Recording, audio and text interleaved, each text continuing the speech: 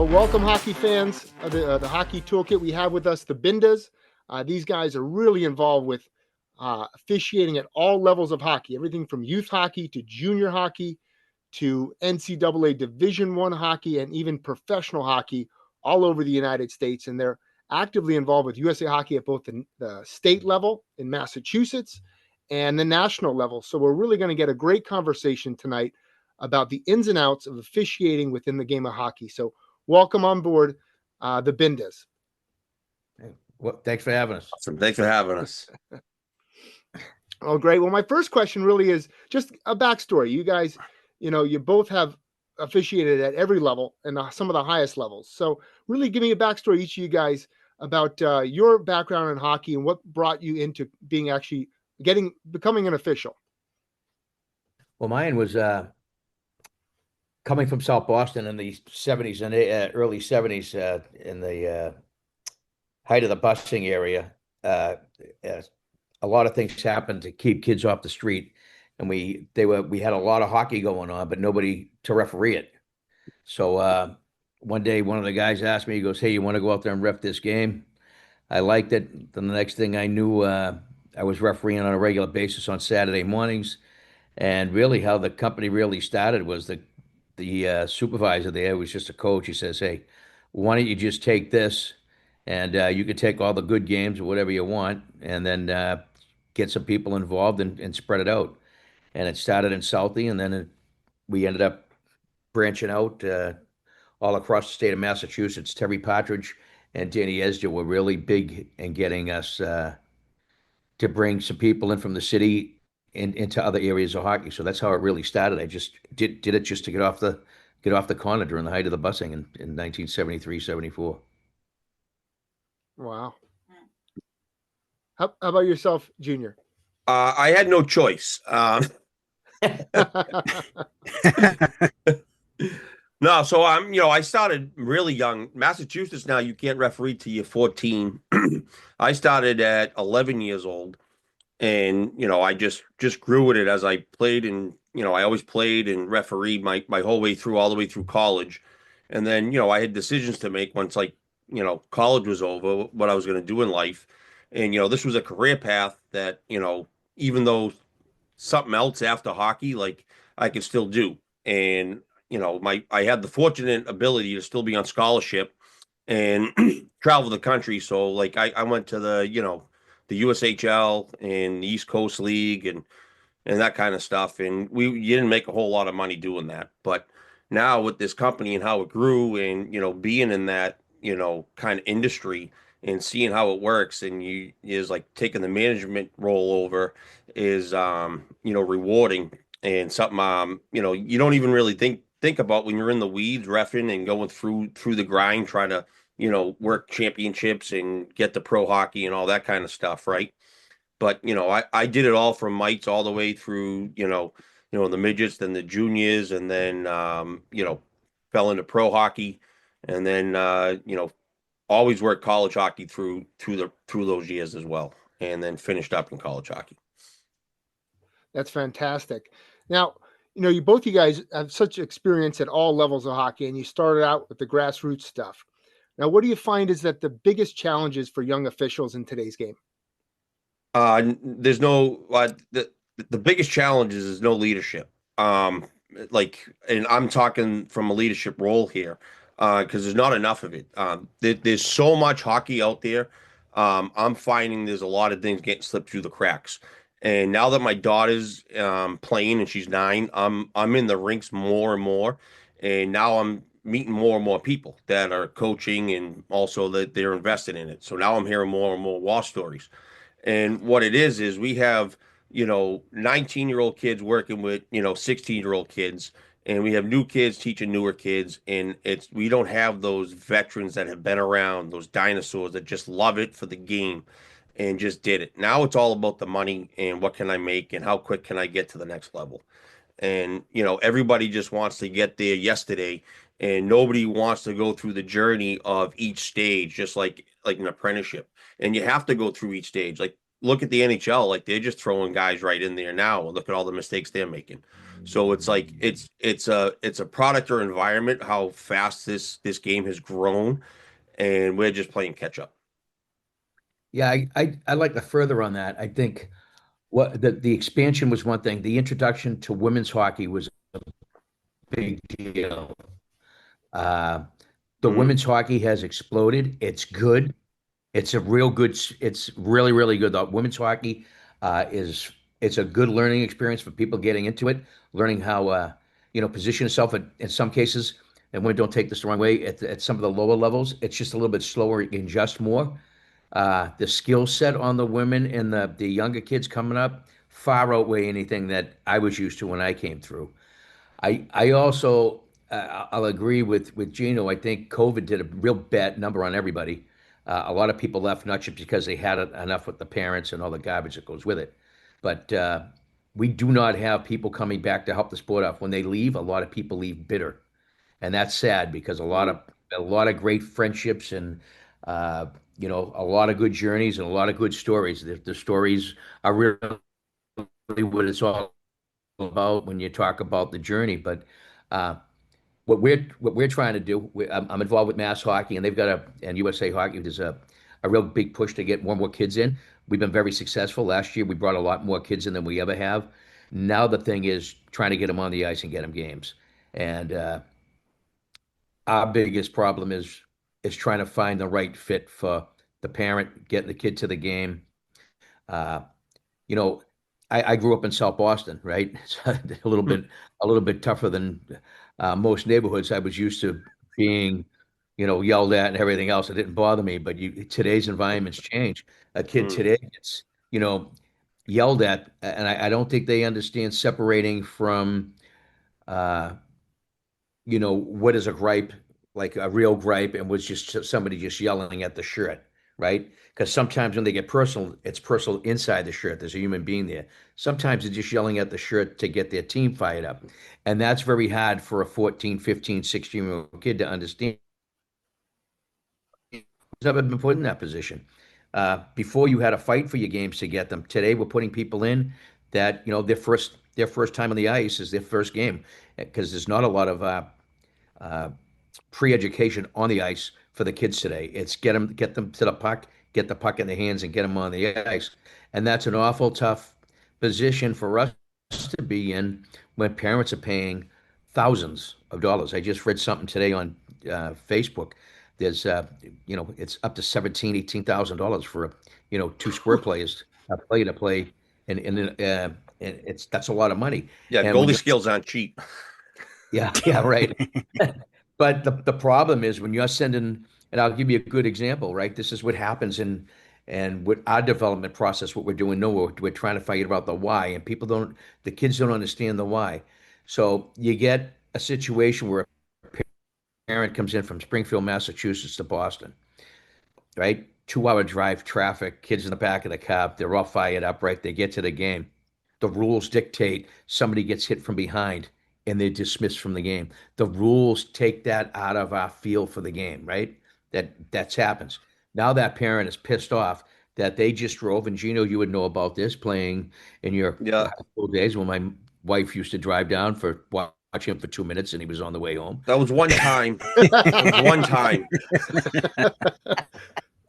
I got a full period out of it. But But that's the other piece of this, right? The financial commitment and the Mm. parents and the coaches and the way the rules are written. There's no flexibility in for an accident.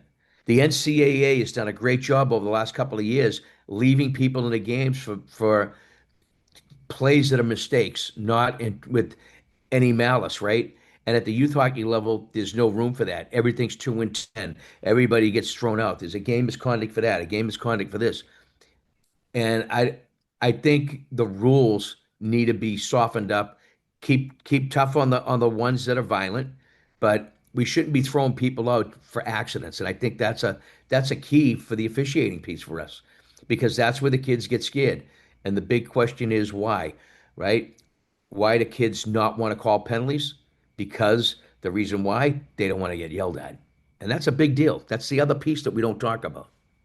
That's a fantastic point. Like, you could have an official who's just playing, making the right call by the book, and Mhm. it's the administrators above him who are forcing him to remove a kid from the game, and now he's going to take that brunt of that family yelling at him when he's just following the rules. And if he doesn't follow those rules, maybe he doesn't get more games and he's out of a job. But Yeah. what would you say is the ideal, like, chemistry, the ideal makeup of an official in today's game? If you were bringing in a kid, creating a Frankenstein, what would that kid who could move up in the levels of hockey, what would he look like, or she? He would need, first off, like, skating ability, right? You're gonna look the part, you're gonna look like an official. Your communication, right? Can you communicate? Like, a lot of kids, you put two 17-year-old kids in the same room, one kid can carry a conversation, the other kid couldn't even tell you his name, right? So that's one. Hockey intelligence, right? Like, what's your highest level you played? Are you still playing? Do you ask good questions? Are you coachable? Can you, uh, I can tell from watching someone in 5 minutes whether they have it or not, what I can work with them, or what level I can actually place them in. Just watching them by 5 minutes, just their body language. Are they, like I always talk about, act like you want to be there, right? Go in there with a purpose, and someone someone that's hungry, right? Just no different than playing. Like, everybody kind of wants to move up the ladder. Those guys that want to get better, constantly call, and I do private Zooms with people. Those are the guys that I look for to say, okay, I'll give you a shot, right? You got to advocate for yourself too, but everybody has their level, right? You got to find your level. It could be women's hockey, it could be mite hockey, it could be high school hockey. It doesn't have to be the NHL. Like, every place needs placement.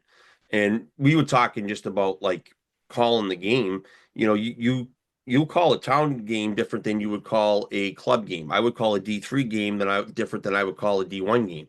But guys at the D1 and D3 level, some of us get that, but some of us don't.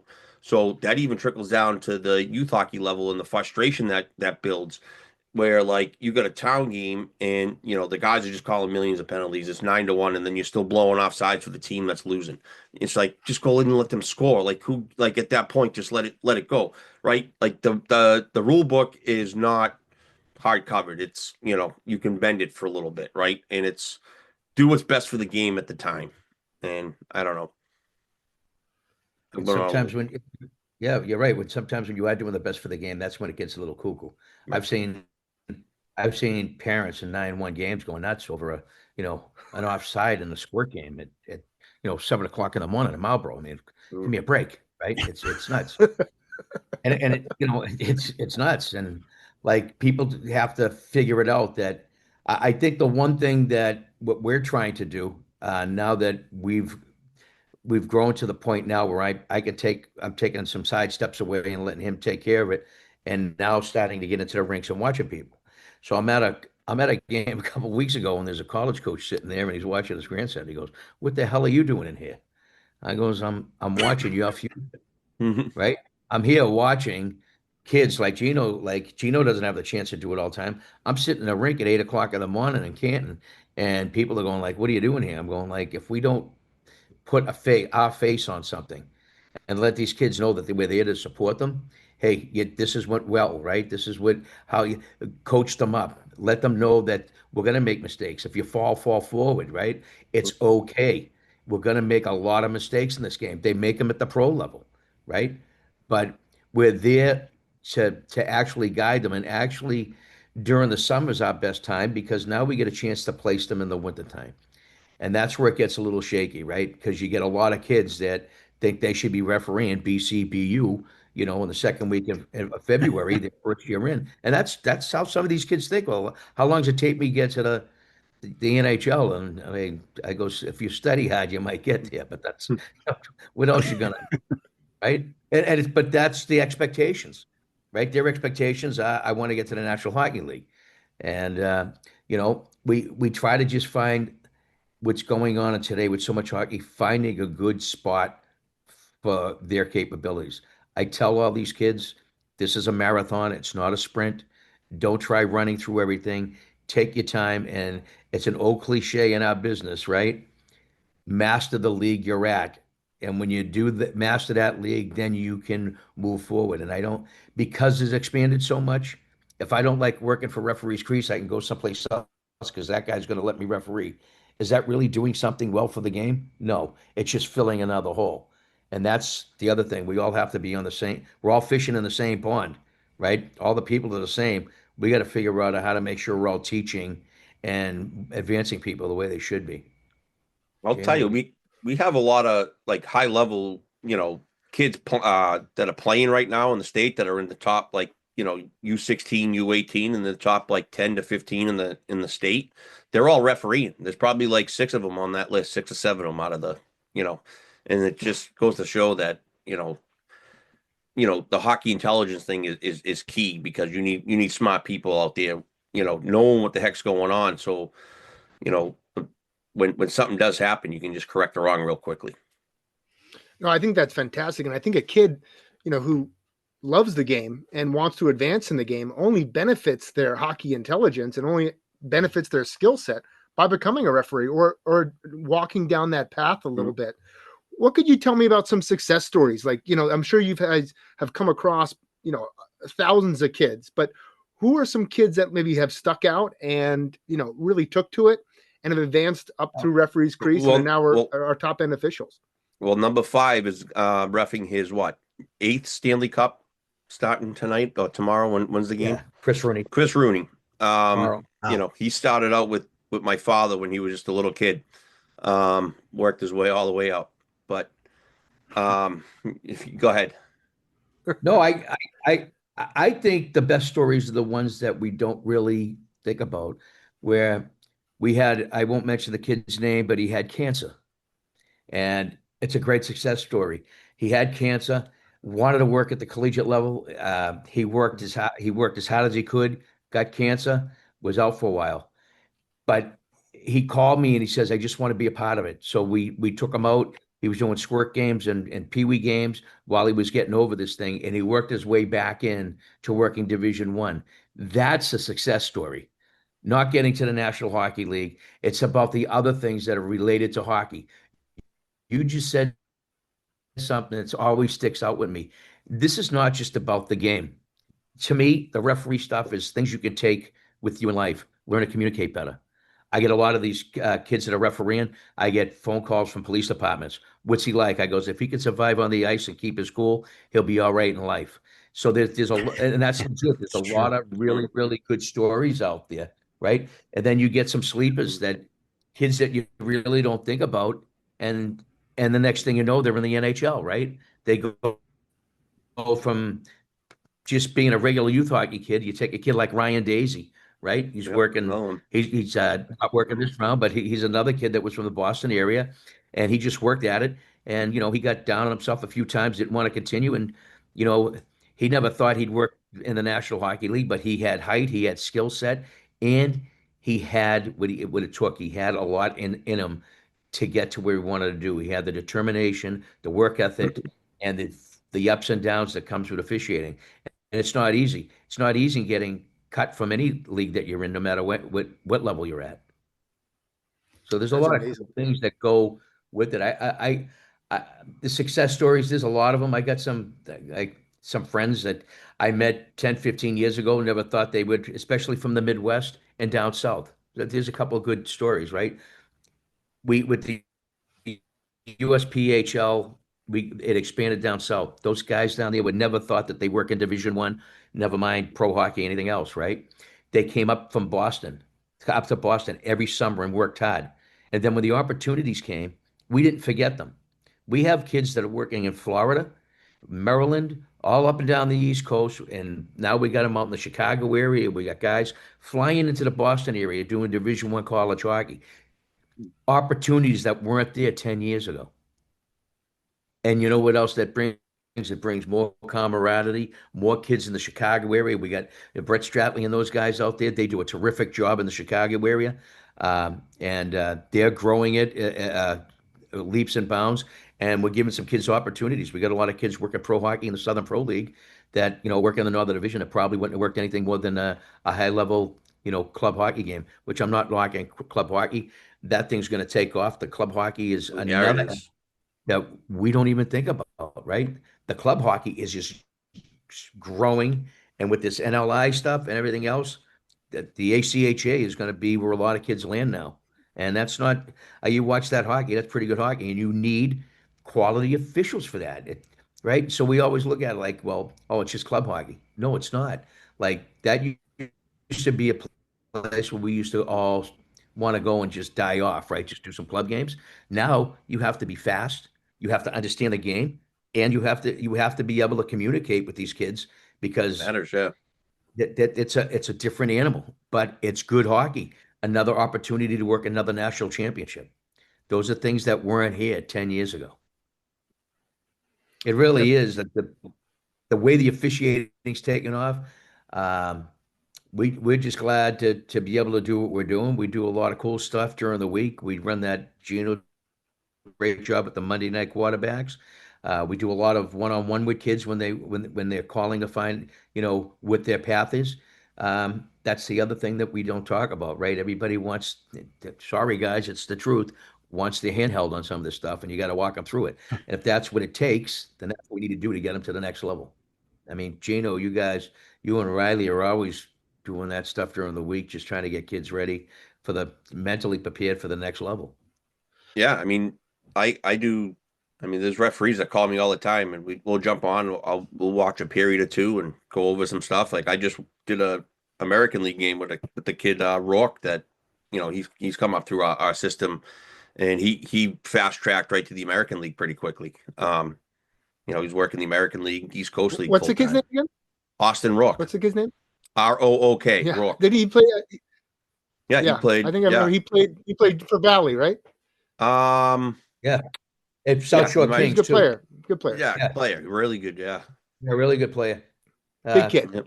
Yeah, Yep. big kid. Yep. Well, I could But ask you a million questions, but Trevor, what do you got for these guys? Oh, I mean, it's fantastic information. I mean, one thing I've noticed coming, as coaching now the last 13 years, which compared to the rest of you guys here, that's nothing. But what do you guys? How do we keep these older, more veteran officials in the game itself? I've noticed out here in Chicagoland that it is skewing younger and younger, which there's nothing wrong with. You need a lifeblood of the game to continue to grow on the officiating side. But we've also seen a lot of the older, more veteran officials, like they've been kind of just going off to men's league where they'll make their $50 for the game and that's it. They do two of them, they're $100 and that's it. They're done. Yep. It's a lot easier to call for the most part. So in your guys' opinions, how do we keep while bringing in the new blood, how do we keep in some of the older blood too? it comes down to a lot of things. You might be able to say this a little bit better, but for me, it's people get burnt out. The guys, they get to a certain level. There's no place else for them to go. The chase, it's like anything else, right? You chase your dream, and then it falters and say, you know what?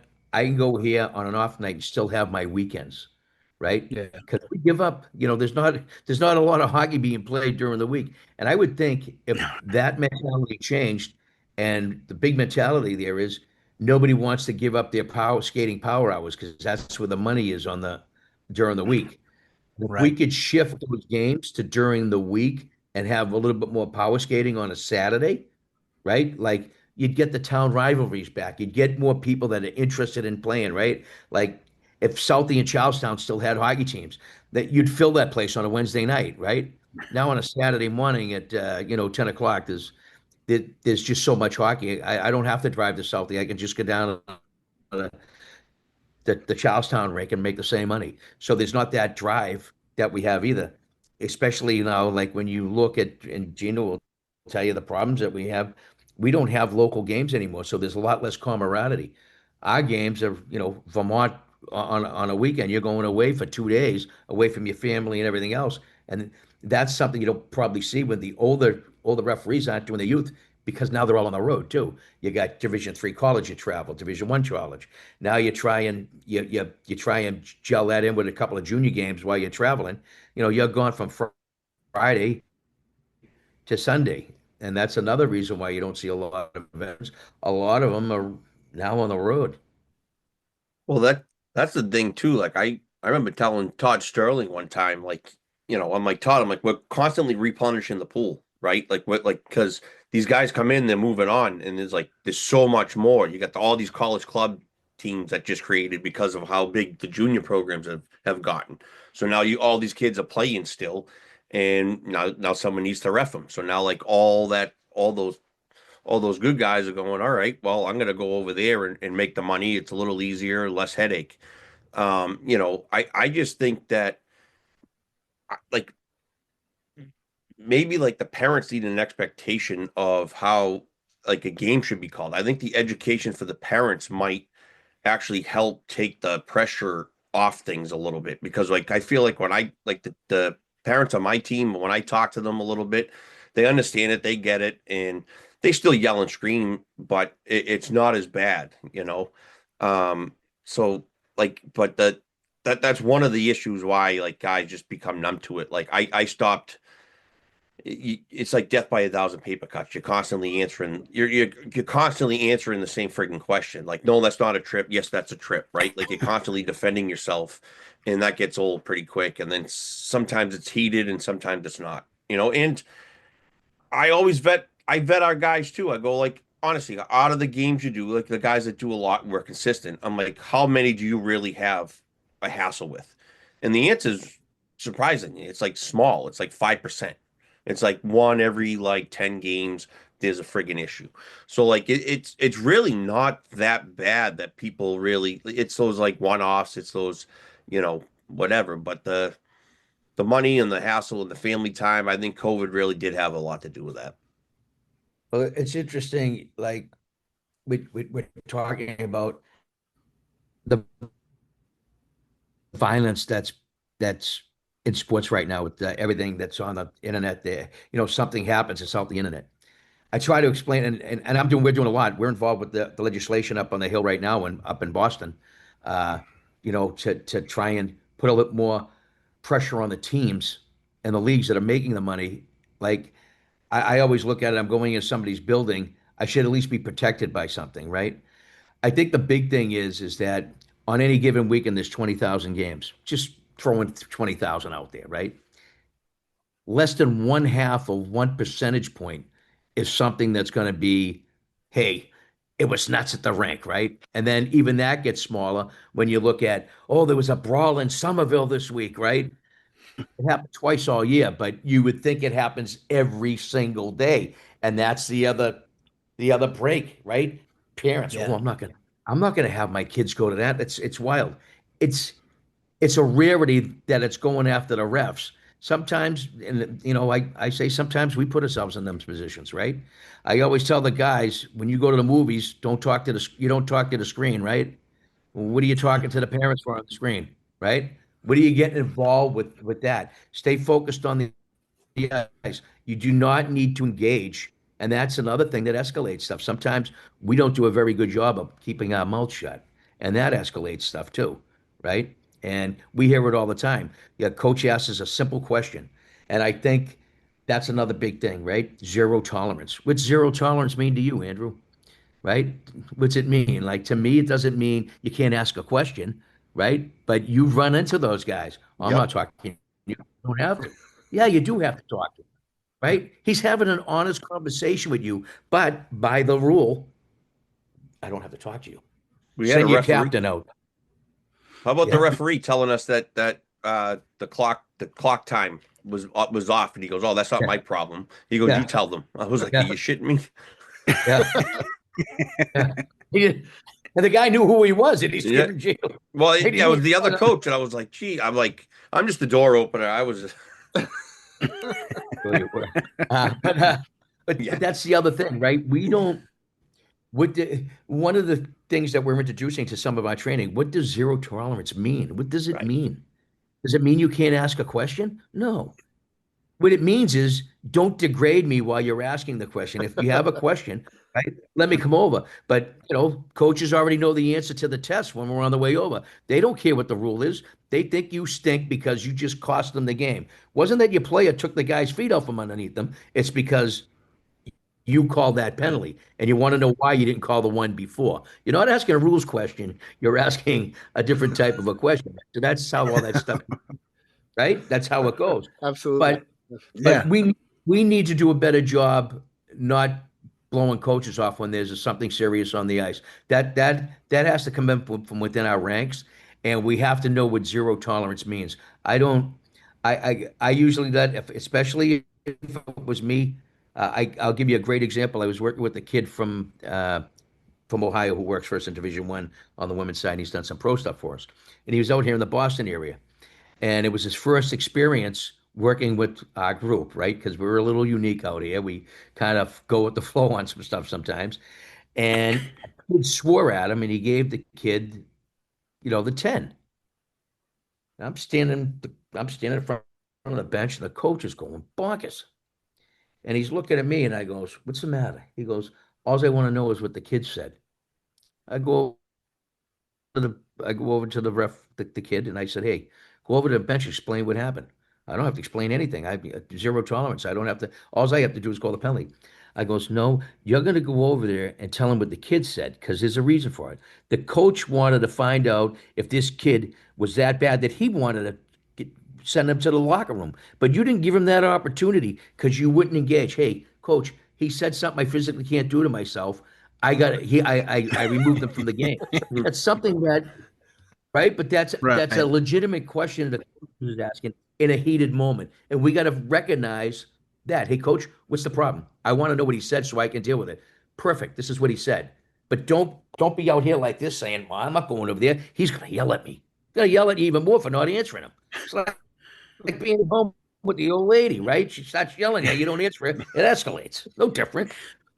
Well, I mean, that's one thing that I do as a coach is especially at the fit when you get up to the level of hitting is I will call the officials over and I'll have them explain to the players that are in the box, who committed the foul, like tell them, can you explain to them what they did wrong and what they could have done differently? Because half the time I don't even see the plays because I'm either diagramming something up or talking to the kid or whatever. And the officials that typically do it, usually the better ones are the ones that have no problem doing it. There's been a few times where I've also been like, I honestly just don't want to talk to the kid. I don't want to deal with his shit. It's your turn. You're up. It's your problem. and you know what? They are like, yeah, no problem. I'll take care of it. And I've always respected that amongst officials, as you said. Yeah, I tell our guys I all always the like time. it's like No, I always tell our guys to be good listeners. Because sometimes the coach might be giving the answers to the test, right? Like you don't know what they're gonna say, and then you have a second to process, and then if you can answer them or not, or then then you can always rebut. But don't always just put the stop sign up, and they're not always coming at you with a negative tone. It's a back and forth. Like we're in it together. Like because sometimes, you guys see things that we can't and vice versa. And all you want to do is get an answer to your player sometimes, right? Trevor, you raise an interesting point, and I think that's another thing that's really hurt officiating and coaching. When I first come through, I was lucky enough that everything was really, really small, right? The junior programs had 6 to 8 teams, and the closest junior program was down in the New Jersey area, right? So there were relationships being built. When you asked me a question, I could take you because it was credible, right? Hey, what happened? We have relationships, right? Right now that if you see some guys more than 4 or 5 times during the season, that's a lot. And I'm not talking about the guys in the middle. I'm talking about linesmen and a few other things because everybody's so Oh, yeah. spread out. So there's no camaraderie with us anymore. I know that I could go out and screw a game up totally, and I'd get into it with the coach, and the next thing was, where are we all going afterwards and talk about it. Today, you go out, and some of these guys want to chase you out into the parking lot over a tripping call, right? We've lost a lot of Yeah. the camaraderie. So, Trevor, you might be right, right? Hey, what did the kid do? Can you tell him? On the flip side, that very next day, I might say that to a kid, and the coach is screaming at me, "Don't tell my kids what they did. That's my job." So Right. there's that happy medium of knowing who you're dealing with, right? If I know I got that relationship with you, and we build relationships within the league, and that's huge, right? Because that's where you Absolutely. build your trust. There's a lot of trust building, and one of the things that I ran into in the women's hockey in Division One, because it's all new and you get these things. And one of the comments to the women, he's been here for 5 years, he should know better. And it was an interesting, thought process, right? Yeah, he's been here 5 years. So I went and looked at see how many games he did. He only did about 11 games over the 5 years in that league. But because he's been around, well, he's a 5-year veteran, there's an assumption that he has a real connection to the league. And whether you guys like it or not, we do have those guys that we call fills, right? They're coming in for their daily tryout. They get 3 or 4 in and see how they work, right? So that's the other part of the experiment that people don't understand too. We might be sticking somebody in to see what they're going to look 20 games from now, not after their first or second game. I found that, I've worn a bunch of different hats here with the Wolves, and I'm coaching my son's team. He's 10U. Yep. I coached our full season U16 a couple years ago. I've coached our split season 18s, and then I coach our EHL Premier team. And the toughest coaching job was the split season stuff, because the kids are there for only a couple weeks, and then they go to their high school, so they think they can get away with stuff. If they take a big penalty, then it's a lot of discipline issues there. And then with the parents was always really tough with the 16 level, because the parents have unrealistic expectations.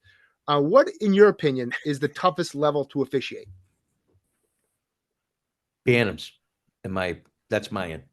Gino? Yeah, I would say any U15 to U13. Yeah, like the worst, because it's like you just said, unrealistic expectations. Because they've been in it for so long with the youth, right? And now you're checking at the boys level.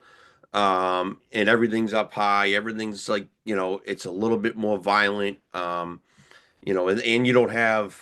You have a weight height discrepancy too. A lot of kids. Oh yeah, Yeah. big time. And it is the problem, because a lot of things are getting introduced at that level. And the biggest part that's getting introduced are the officials, because some of them have never worked a checking game before. Right? And then That's a you great see little point. Joey, like remember the old video games where you guy hit a guy and they go all the way down the end and back. Remember, it was the first video games, right? You held on to the thing and the guy shot all over the place. Sort of like that, right? A kid gets buried, right? You know what I'm talking about, right? Guy gets buried into the boards, and there's no reaction from the referee, and you're sitting there going, like, what are you gonna call? Like, you're gonna do something here? And then it's by them and they're yelling at something else. So that goes unchecked, right? And then things start to escalate. Little Joey doesn't know enough not to, hey, let the coach take care of this. I just got hit, and it's no different in the pros, by the way. I succeeded in the pros for one reason. I always made sure that the players play in a safe environment. No different than a 15-year-old. If he thinks for 1 minute that you're out to get him because you didn't call that, he's going to take it into his own hands, whether we like it or not. And that's how that thing bubbles up real quick at that level, because they've never been shown not to escalate things, because the violence wasn't there back then. Yeah, you always see it all the time, like a clean hit, or the kid thought he was wronged, and the next thing you know, he's in the scrum getting a face mask penalty and he's getting thrown out. And it's like, well, it's like, dude, it's just a body check, right? Like, just get up and keep playing. Yeah, that age is tough.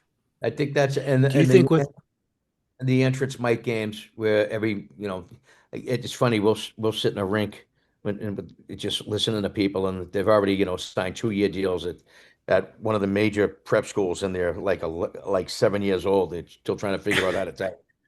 And right, but when that little kid gets hit in a non-checking game, it becomes a big deal, because you're not protecting my son or my daughter, right?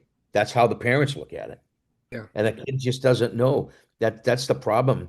Like the old NBHL, when there was checking, everybody knew the deal, right? Did you ever come up in that era? The old NBHL? It was great, right? You see guys getting rifled all over the place, but everybody expected it.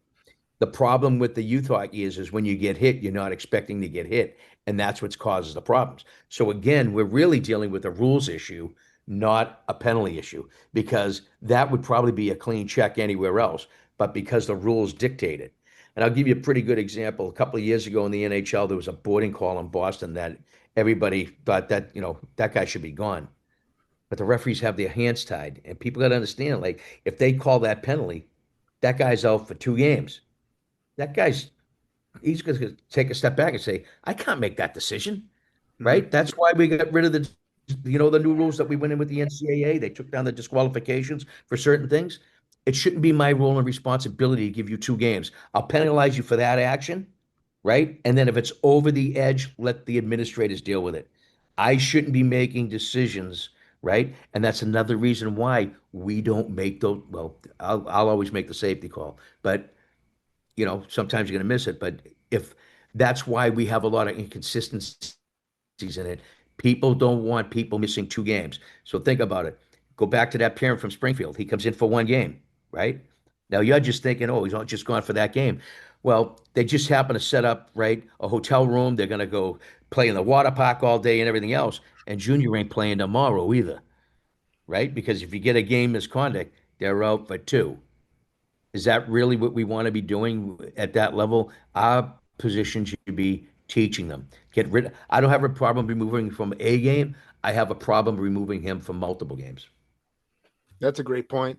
What do you feel about video review in NCAA hockey? Like, you're seeing a lot more of those calls being overturned, and video review being a big part of the certainly was in the Frozen It, Finals the last couple of years. well, What's it's your not take a on that?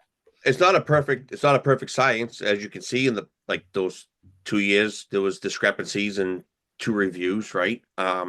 Especially in those finals. Yeah, it's not a perfect science. People think you're going to go in there and guaranteed come out with the right call. And I've seen it this year where, even Holy Cross went out to Air Force this year, and they challenged 2 calls. They should have been major penalties. The officials viewed them as minors. And I'm like, well, that knee was a major. This was a slew foot, like not a hold, and whatever. So, like, that's the toughest part with it, and the inconsistencies with all the camera angles, right? Like, you don't have them all in this, like, especially the NCAA. It's a money issue, so you don't have the same views. There's blind spots. Mhm.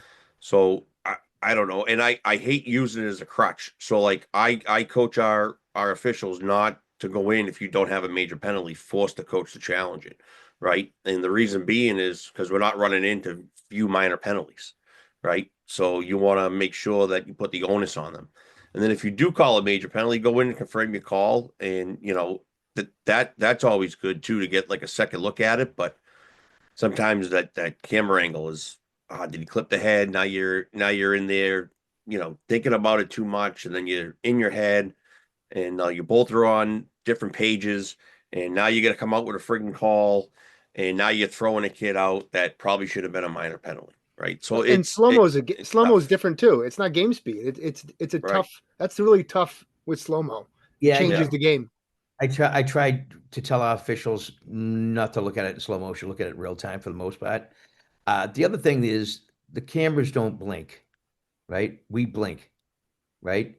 The cameras don't miss anything.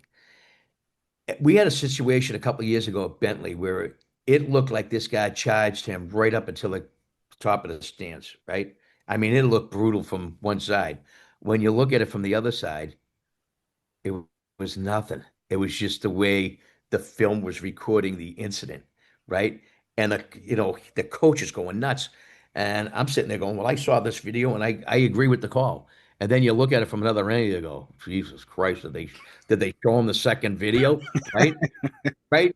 Because now and Gino says it, you're using it as a crutch. We should use it to validate what we saw on the ice. And if you are not 100% sure, right? And you don't want to suspend somebody for something that you're not sure about, that's when you go in and validate it. But in your gut and you have it, right? Don't go into the thing and then talk yourself out of it. And that's going back to what he's saying. Gino said they'll talk you. Sometimes they talk themselves out of the right call Wow. because they want to be the bad guy, right? Wow. Did you ever see the thing on CNN? I'll send it to you. About the video ref. Have you seen that yet on CT? I'll send I it don't to believe you. so. It's a two-part thing. It's really interesting about how video is being utilized in all sports. It's a pretty interesting thing, but I don't want to say the words that they use to describe it. So but I will send it to the both of you. It's a two-parter, and it's a very interesting thing about how videos change the game. Hmm. Wow. Interesting. So I got Definitely. to tell you, my grandfather, Dick Trimble, was really a very similar position in New Jersey youth hockey for the 70s, 80s, and 90s. Was the head of the Atlantic District officiating crew. Was the head I of the didn't know office that was your. officials. I didn't know you were really cut it out. I Yeah, knew you. Yeah, I didn't know that. yeah, I knew. Yeah, yeah. I figured you guys crossed paths down the line somewhere. yeah. And but I'm sure he had a million stories. And he would always tell a lot of stories about a famous series with the Boston Bruins when he was the head of the office officials with the Devils, and the whole Koharski donut story, and Oh how yeah. he got his whole crew of guys with Vinny Godlewski and Tony Mariconda on the ice doing Paul McInnes doing the Yeah. officiating for that playoff game. I'm sure you guys got some great stories. Give me your best stories, each of you guys, in your years, decades of officiating hockey. My favorite one is with Bobby Duraney.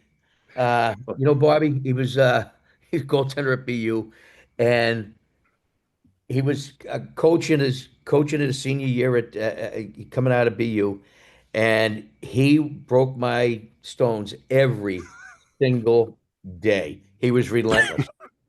And I got really pissed off at him. I skate by him. I go, you know what, Duraney? One of these days, you're gonna run into me, and you're not know what to do. You just never know where I'm gonna show up. Lo and behold, his first game in the East Coast League. Who comes strutting on the ice? I'm skating out, and I see Butter coming out on the ice, and I skate by him. I go, "Hey, Butter, first biggie, huh?"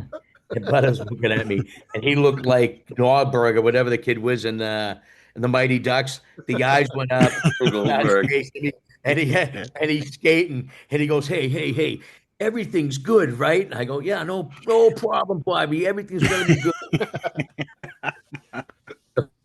First scrum in front of the net, right? They were covering him like a Thanksgiving turkey. No whistle, no nothing. He looked like a fish out of water. He's trying to find the puck, and he finally blow the whistle, and he goes, "I thought you said we were good."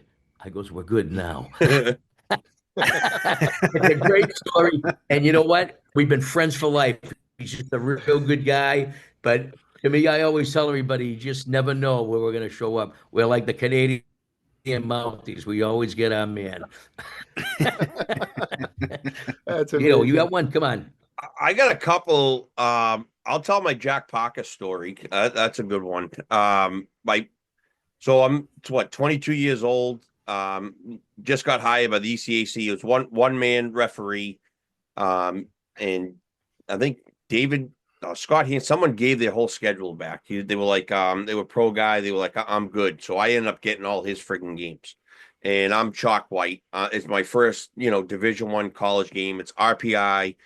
BU's at RPI, right? And I'm, in the locker room stretching before the game, and I'm with two veterans, Joe Ross and Andy O'Brien, two great linesmen, and they both telling me, they're like, whatever you do not get in a rules debate with Jack Parker because you'll lose. Just don't get in a rules debate with him, right? I'm like, all right. So first period goes, I call him a coincidental match of penalties, and then the shift is going on. They're freshman defenseman. The kid's straight. He ended up playing at Pittsburgh, defenseman. He took a major in a game for hitting from behind. So now BU is down playing 4-on-3, right? So RPI is up 4-on-3. Sean Sullivan and Kenny Roach are the captains of BU, and I grew up with them in Celtic. So I have kind of like a nice calm feeling about the communication with BU. So I feel very confident. So RPI scores a goal, and I just go and report the goal because nothing happens, right? It's a 4-on-3 power play, goal scored, major penalty, goal scored, nobody comes out, coincidental minors, locked in. No one's coming out of the box. So I know that. I'm just going to the box going, yep, so-and-so scored. I turn around and Sully's sitting there going, "Hey, Parker wants to talk to you." I'm like, "Jack Parker wants to talk to me?" I'm like, "Oh fuck yeah, let's go." So I zip over. No, I'm confident as all hell because I know I'm right, right? So I go over there and I'm like, "What's up, Jack?" And he goes, "Why don't I get a guy out of the box?" I'm like, "Oh, nobody comes out." "You're too fucking young. You don't know what the fuck you're doing. Oh, how come a guy doesn't get out of the fucking box? Tell me a goal's good up, out, but how's the guy that..." Sorry for swearing. But No, it's all good. All good. I get animated. So I'm like, so I just stick to my guns. I go, "Hey, Jack," I go, "Coincidental minus, goal scored, nobody comes out, major penalty, goal scored, no one comes out." And I just skate over. He's giving me the gears. And I just remember the assistant call. I think it might have been one of the Davis brothers at the time was just like, just gave me the thumbs up. He was like, "Dude, you're good." And I was like, right then and there, I was like, "All right, I'm good." But like, God, he lit me up, and I was like, for me, as like it sounds weird, but like I grew up like an official, like a referee fan. Like I always wanted to referee college hockey. That was always my thing, and like I love BU and BC. Like for me to ref that game and get yelled at for Jack Parker was like my Stanley Cup, right? Like, you know what I mean? So like, it sounds friggin' weird for someone that's not an official, but like, I mean, that's pretty cool. Not everybody gets to experience that, you know? No, it's very No, cool. not at all. It's awesome. Trevor, Sorry. Trevor, you got anything last for these guys? No, I mean, no, it's been great. I mean, I love the information. I guess last thing to touch on is you guys are doing work with USA Hockey. What type of work do you guys take part in with them? We we have a long-term relationship with USA Hockey. Uh, what we do, I'm on the training staff in Mass. I was on the not Okay. only was I not only on the referee side, but I also do a lot of stuff on the coaches side, coaches development, referee development. We run a lot of seminars. Um, I'm the referee and chief for development in Mass, which is a little different than the national referee chief with Kevin Donovan. We have a great working relationship, and we have a real good working relationship with the East. Uh, Connecticut's been great. The Atlantic District with Jimmy Doyle and those guys, and now that we've been on board with Brett and those guys out in Chicago, they've been a godsend. They just ran their second camp for us. So we've run two camps successfully out there to bring young kids in, and now we're in the heat of the battle to bring more and more kids in. And I, I would like to have the opportunity maybe to form something with USA Hockey that we can try refereeing for a day. Like this Wednesday night, we're going to promote our little thing that we do. Wednesday night, we do a national call. We've sent something out. So one of the biggest things within the officiating ranks, people don't know how to get to where they need to do. What are the ropes? What do you need to do to get into officiating? So the questions that you're asking. So Wednesday night, if anybody's interested on how that, I don't know if this will be up before then, but Wednesday night, we do an informative thing throughout the country to walk you through the steps on how to become an official and what the expectations are. And we asked the parents to get on Gotta there sign because up and all that, right? yeah, the parents are the ones that are going to be taking them to the games. And you know what? Some people will say, this ain't for me. And then you get some people that are all gun ho. But I'd rather have them have an educated uh, way for them to take a look at officiating positively, and that's what we look at. We try to take out the negatives and put as much positive spin as we possibly can into officiating. Uh, I remember when I first started, we were like, believe it or not, we were treated with a lot more respect than we ever got because we were part of a great thing with at certain levels, right?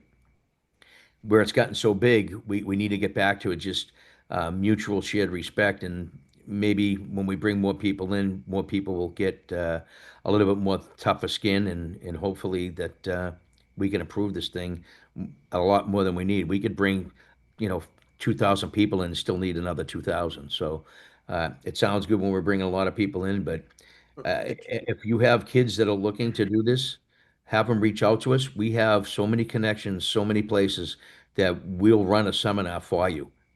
USA Hockey's been great about it. We'll run the seminar and get them going. We used to do that before, and then COVID got in the way, and then now it's kind of tough to do that in person stuff. But if the one thing I would say to you, especially with the USA Hockey people that are running things in their districts, is branch together. If you got 10 kids that want to get into officiating and we got 10, now we got 20 and we can get something off the ground. That's how I think it should work. And hopefully we're getting closer and closer to that. Well, we can put all this information on like the liner notes for the podcast and share that with our listeners. And I can't thank you guys enough. This has been a really animated conversation. And from an operator's perspective of junior hockey here in the Northeast, I can't thank you enough. You guys don't get enough thanks. But you know, when we have to reschedule a game on a Tuesday and it's a snowstorm, you guys are always there, and that's a big deal. And thank you very much for all your consistent efforts in providing a good product for our junior hockey leagues and our youth hockey leagues. You don't hear it enough, but you have our respect, and thank you so much.